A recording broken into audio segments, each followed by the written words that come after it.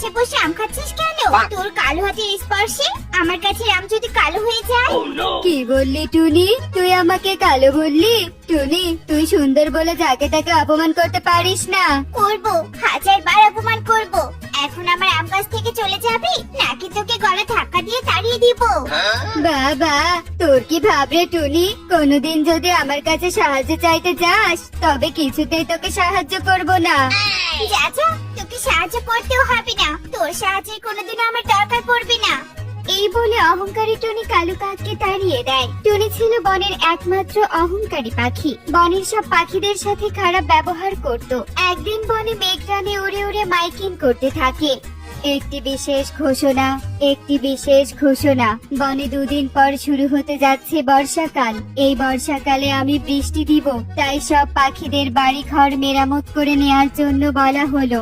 একটি বিশেষ ঘোষণা, একটি বিশেষ ঘোষণা। শুনেছো তোমরা, শুনেছো? মেঘরানীর মাইকিং শুনেছো?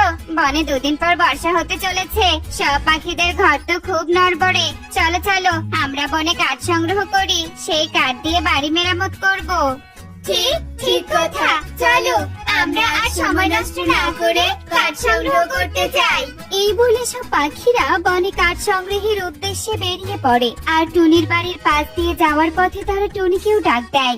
টুনি, এই টুনি, বাড়িতে আছিস?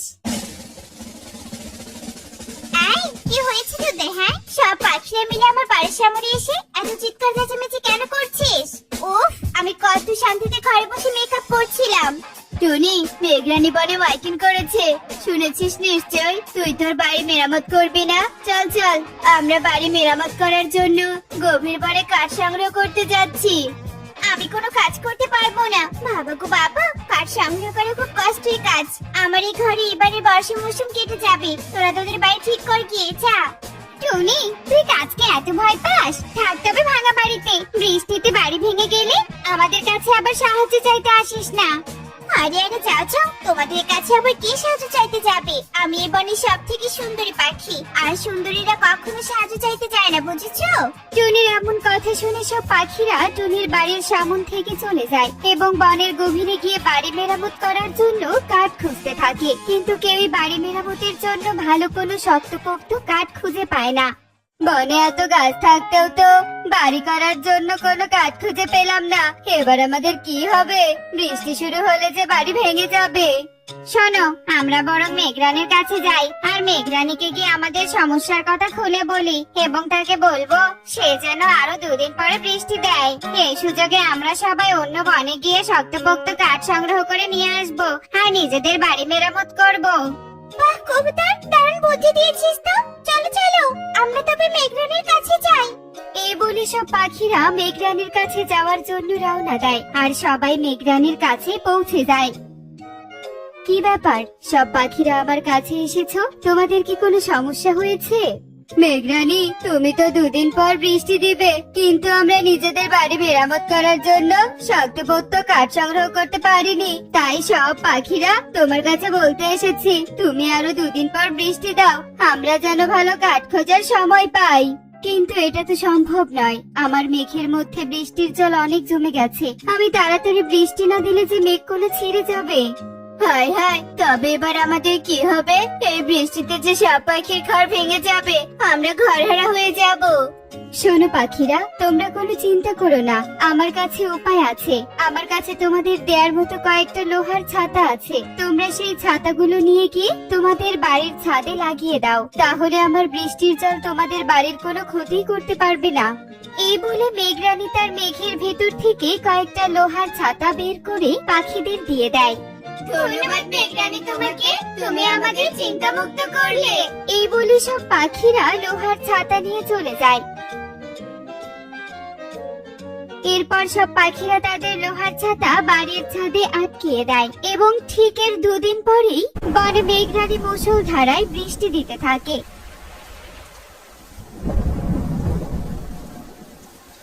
আর সেই বৃষ্টিতে টুনির ভাঙা ছাদ দিয়ে ঘরে বৃষ্টির জল ঢুকতে থাকে।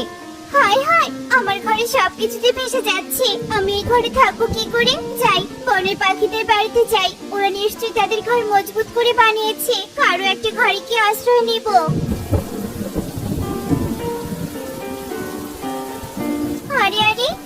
মজার দৃশ্য, কালুর বাড়ির ছাদের উপর একটা লোহার ছাতা। কালু, এই কালু, কালু। একে টুনি, তুই এত বৃষ্টির মধ্যে আমার বাড়ির সামনে এসে দাঁড়িয়েছিস কেন? আমাকে তোর বাড়িতে একটু আশ্রয় দিয়ে না রে কালু, আমার ঘরে ছাদ বেয়ে বৃষ্টির জল ঘরে ঢুকছে। কি, তুই আমার কাছে সাহায্য চাইতে এসেছিস? না না, তুই আমাকে অনেক অপমান করেছিস। আমি তোকে কোনো সাহায্য করব না, খুব তো বলেছিলি। এই বনের কোনো পাখিদের নাকি তোর সাহায্যের প্রয়োজন নেই। যা যা, আমি তোকে কোনো আশ্রয় দিব না। আচ্ছা ঠিক আছে, আশ্রয় দিবি না বুঝলাম, কিন্তু তার আগে বল এই লোহার ছাতাগুলো কোথায় পেয়েছিস? আশেপাশে সবার বাড়ির ছাদের উপর এই লোহার ছাতা দেখছি যে। এই লোহার ছাতাগুলো আমরা মেঘরানীর কাছ থেকে পেয়েছি। মেঘরানী সবাইকে লোহার ছাতা দিয়েছে, তাই আমাদের ঘর ঠিক না করলেও আমরা আরামেই আছি। কি, তোরা সবাই লোহার ছাতা পেয়েছিস আর আমি পাইনি? এক্ষুনি আমি মেঘরানীর কাছে যাব। কেন যে আমাকে লোহার ছাতা দেয়নি, কৈফিয়ত চাইবো। এই বলে টুনি মেঘরানীর কাছে হন্তদন্ত হয়ে ছুটে যায় আর মেঘরানীকে বলে, মেঘরানী, তুমি সব পাখিকে লোহার ছাতা দিয়েছো, আমাকে কেন দাওনি? তোমার বৃষ্টির জলে আমার বাড়ি ভেসে যাচ্ছে। সব পাখিরা যখন আমার কাছে এসেছিল তখন তো তুই আসিসনি, তাই লোহার ছাতাও পাসনি। এখন আমার কাছে কোনো লোহার ছাতা নেই, তাই তোকে কিছুই দিতে পারবো না। কিছুই যখন দিতে পারবে না, তখন তোমার বৃষ্টি বন্ধ করে দাও। তোমার জন্য আমার অসুবিধা হচ্ছে। যদি বৃষ্টি বন্ধ না করে দাও, তবে আমি তোমার মেঘখণ্ড ছিন্ন বিচ্ছিন্ন করে দেব। যত বড় পাখি নোস তত বড় কথা। চলে যা এখান থেকে, নয়তো আমার সব বৃষ্টি তোর উপর ঢেলে দিব। যা এখান থেকে, যা বলছি, চলে যা। এই বলে মেঘরানী টুনিকে তাড়িয়ে দেয়। টুনি মেঘরানীকে আর কিছু বলতে না পেরে সেখান থেকে চলে যায় আর বনে ফিরতে ফিরতে বলে, মেঘরানী আমাকে তাড়িয়ে দিল, এদিকে বনের কোনো পাখিও আমাকে আশ্রয় দিবে না। আমি এভাবে বাইরে ভিজবো আর সব পাখিরা শান্তিতে থাকবে, তা তো হবে না। আমি সবার বাড়ির ছাদ থেকে লোহার ছাতাগুলো চুরি করে নিজের বাড়িতে টাঙিয়ে দিব। হ্যাঁ, যেই বলা সেই কাজ। টুনি মুষলধারে বৃষ্টিতে সব পাখির বাড়ির ছাদ থেকে লোহার ছাতাগুলো চুরি করে নিয়ে যায় আর নিজের বাড়ির চারপাশে সেই লোহার ছাতাগুলো টাঙিয়ে দেয়। এতগুলো লোহার ছাতার ভার সহ্য করতে না পেরে টুনির বাড়ি গাছ থেকে ধপাস করে মাটিতে পড়ে যায়। সেই সাথে টুনি তার ডানায় ভীষণ ব্যথা পায়। ওরে বাবা রে, ওরে বাবা, কি ব্যথাটাই না পেলাম। আমার ডানা আর নড়তে পারছি না। ওরে বাবা রে, ওরে বাবা। টুনির এমন চিৎকার শুনে সব পাখিরা তাদের বাড়ি থেকে বেরিয়ে আসে আর টুনির কাছে এসে বলে, একে একে আমাদের বাড়ির লোহার ছাতাগুলো তোর কাছে এলো কি করে?